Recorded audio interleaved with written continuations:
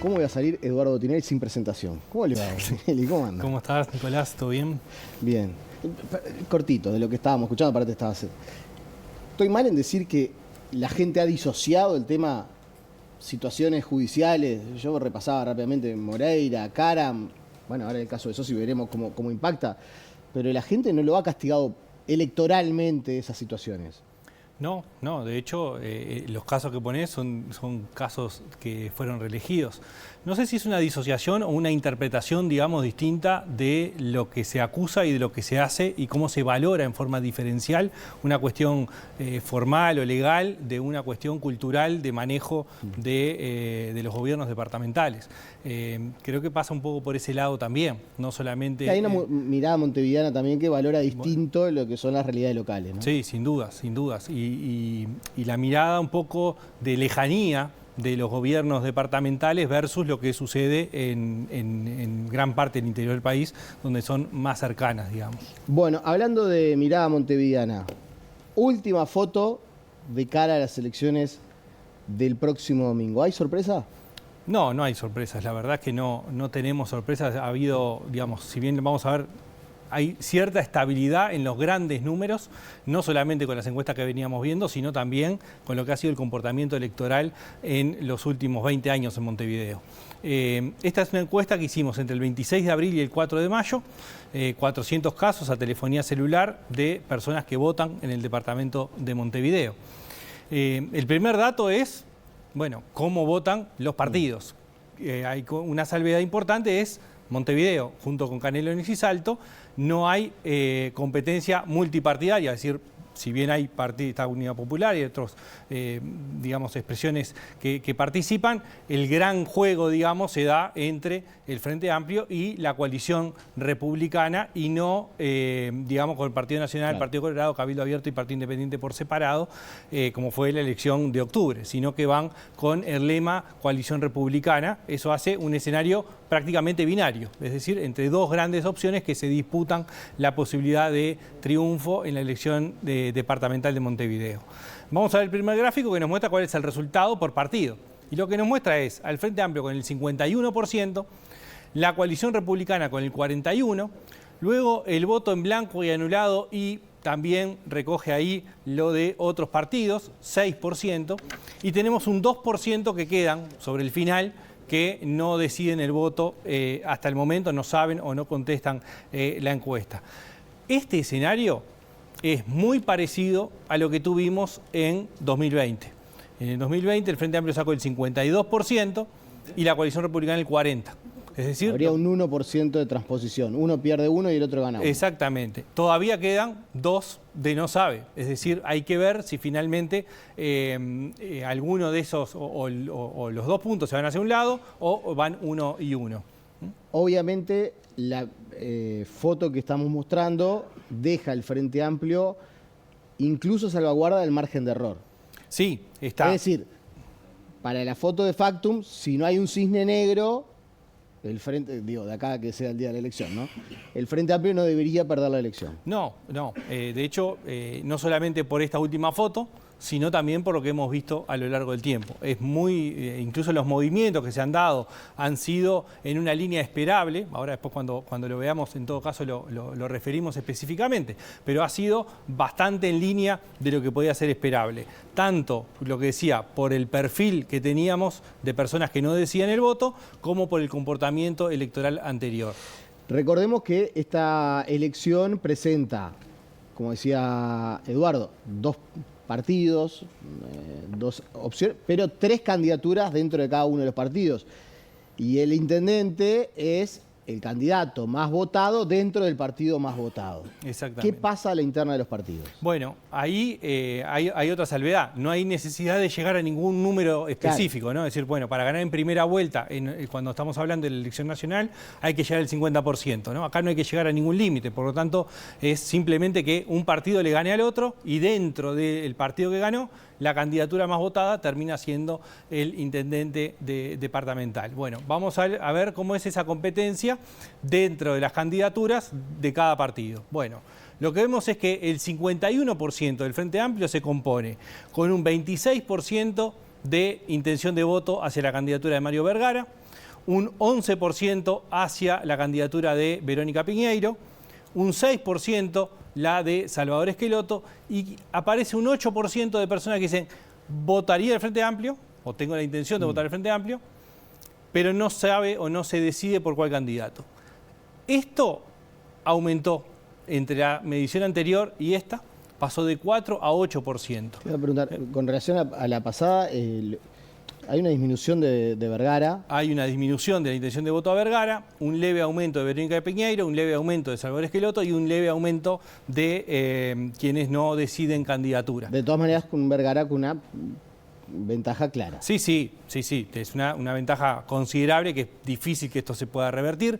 Es verdad que los movimientos adentro de un partido suelen ser menos dolorosos para un votante que cambiar de un partido hacia el otro. Es decir, bueno, en definitiva está dentro de un partido. Pero viene siendo muy consistente un liderazgo con una ventaja importante de Vergara sobre el resto. Lo que sí se vio en este último mes, entre la medición anterior y esta, es que ha caído un poco la intención de voto a Vergara y se ha redistribuido entre las otras candidaturas y la indecisión, claro, eligiendo al Frente Amplio. ¿Qué pasa a nivel de la coalición? Bueno, y a nivel de la coalición lo que tenemos es que ese 41%, de ese 41%, 31% los recoge Martín Lema.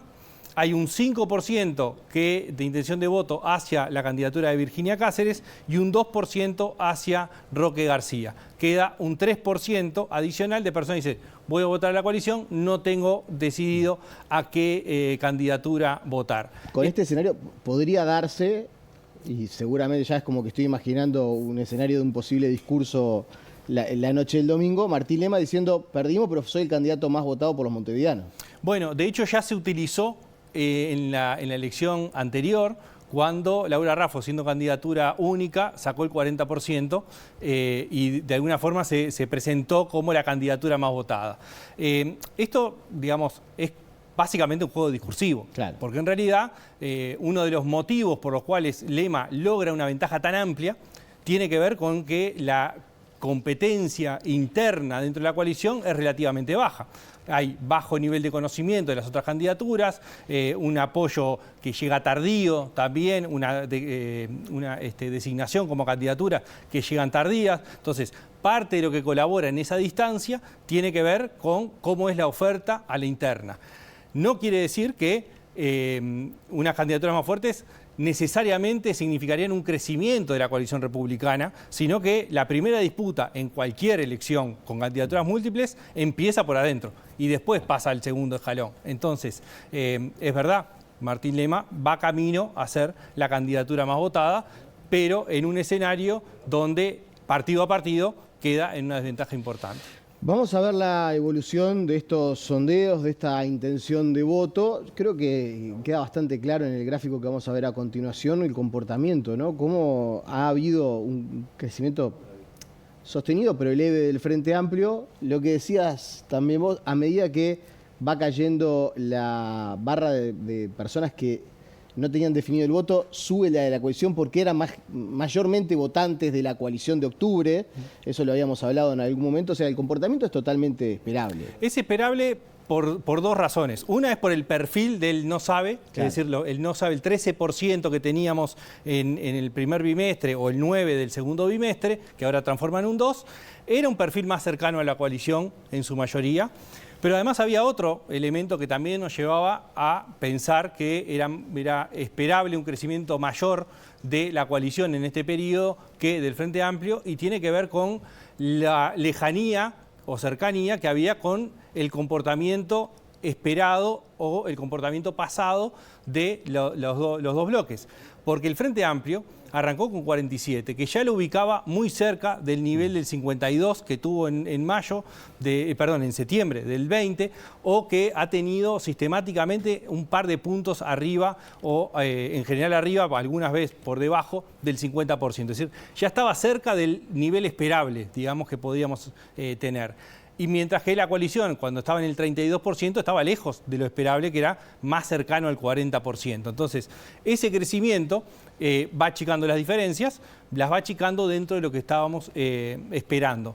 El otro comportamiento que no aparece, por lo menos reflejado en estas mediciones, es un potencial crecimiento del voto en blanco anulado, ¿no? Es decir, cuando una elección no resulta atractiva o genera algún tipo de desilusión en parte del electorado, puede preverse que hubiese un aumento del voto en blanco anulado. Bueno, en principio no aparece, no quiere decir que no se dé, pero en principio no aparece reflejado en las encuestas.